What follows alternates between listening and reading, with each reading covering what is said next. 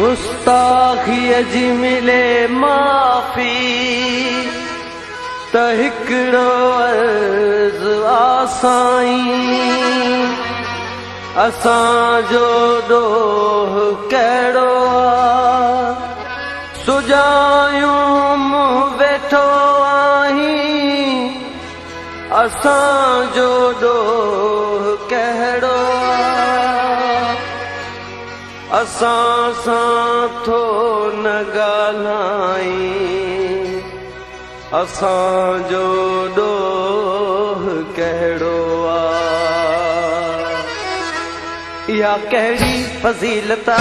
इहा कहिड़ी शराफ़त आ, इहा कहिड़ी फज़ीलत आ, इहा कहिड़ी शराफ़त आ, करे कोई भरे कोई किथां जी ही अदालत आ, रुठो ही ॿियनि सां, रुठो ही ॿियनि सां ॻाल्हाई, मूंसां छो नथो,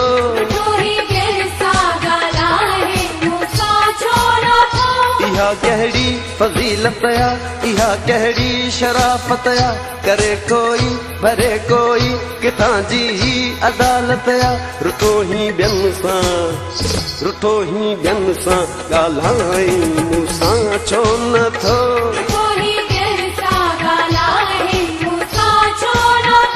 इहा कहिड़ी फज़ीलत आ, इहा कहिड़ी शराफ़त आ।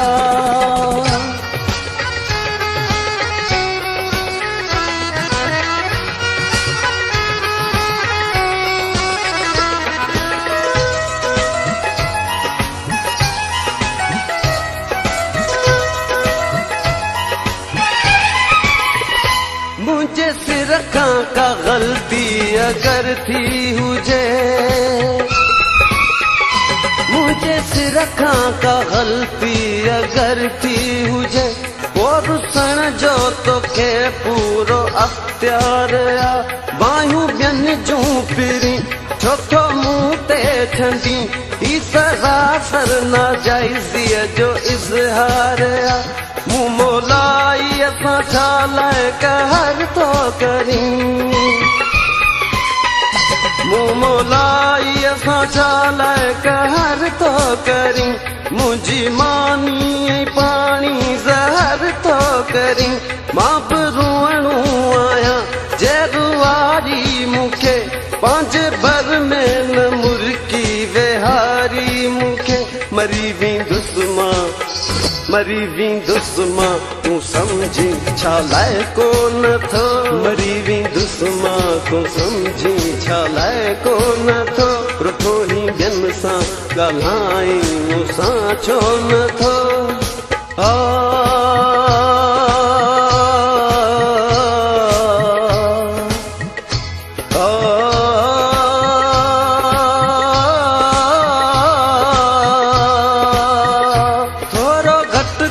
गुस्से खे त गॾिजी वेहूं, पाण में प्यार वारी कचहरी कयूं,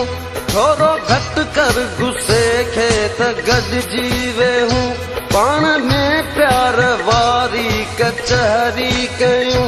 जेकी थियो सो छूटो कर बदवाण